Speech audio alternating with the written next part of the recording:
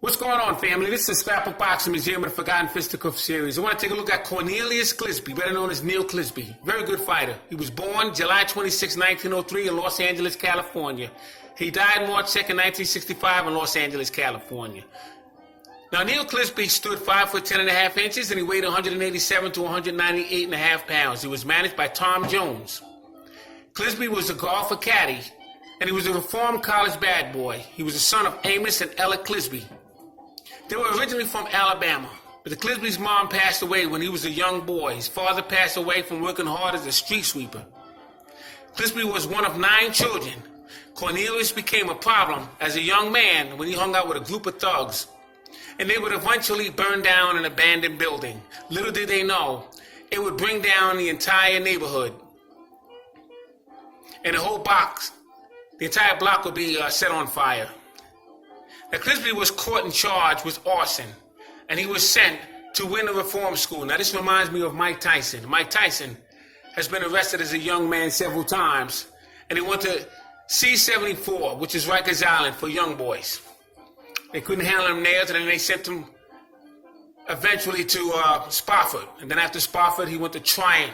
It was a school for bad boys, but it was a reform school, which they actually sit you in a classroom and they kind of like teach you discipline. Well, that's where Cornelius Clisby was sent. Now, they wanted to teach him discipline, and they allowed him some activities while he was in the reform school. And he behaved himself, so he got out at the age of 18. And at that point, had he gotten in trouble again, he would have been charged as an adult. Now, after he was released, Clisby worked for a golfer in a local caddy.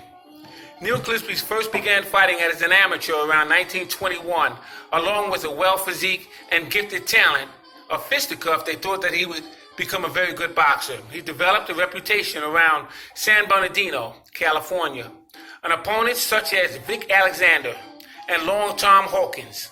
1926, he would face Ed Bear Cartwright and Dynamite Jackson. Now, these fights started coming around 1929 when he really got some good opportunities. But in 1928, Clisby knocked out Sam Baker. Sam Baker wound up becoming a heavyweight. He was a very strong, two-fisted puncher. He was in there with a lot of great fighters, with Sam Baker. Cornelius Clisby was also in there with John Lester Jackson. He was in there with John Lester Johnson as well, 2 different fighters. He fought him twice. Willie Henry and Mac House. He defended young Bob Simmons. I'm going to show you all these opponents in one moment.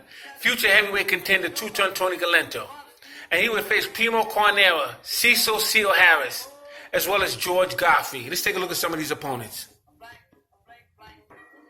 George Godfrey wound up becoming the colored heavyweight champion when Joe Jeanette and Harry Wells were fighting it out. Now, Harry Wells would face Jack Sharkey in 1926, and he would lose through a disqualification when he fought Jack Sharkey. Now, Joe Jeanette was the colored heavyweight champion, but he would lose that belt as well.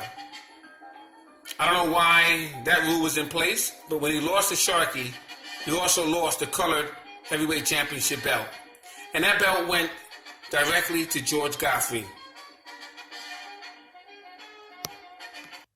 Neil Clisby would face 2-ton Tony Galento. He would be a future opponent for heavyweight champion Joe Louis in 1939. He would be placed on what they call the Bum of the Month Club. And he would be knocked out in 4 rounds in that Bum of the Month Club. But he knocked down Joe Louis as well.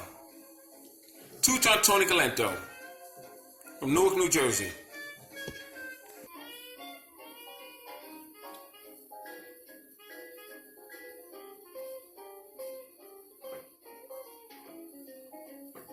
Two-ton Tony Galento. Now, Neil Clisby would also face young Bob Fitzsimmons. Young Bob Fitzsimmons was the son of Ruby Robb, former middleweight, light heavyweight, and heavyweight champion. Young Bob Fitzsimmons, son of Ruby Robb, a likely heavyweight. I don't think you'll find this picture anywhere. It's in a book of my Police Gazette scrapbook. Now, Neil Clisby would also face Dynamite Jackson, Primo Carnera, Long Tom Hawkins,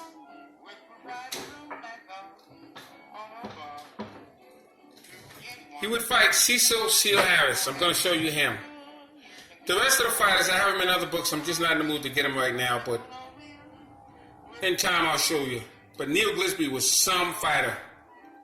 Let me show you Cecil Harris. Cecil Seal Harris, phenomenal heavyweight. Neil Clisby would face Cecil Harris.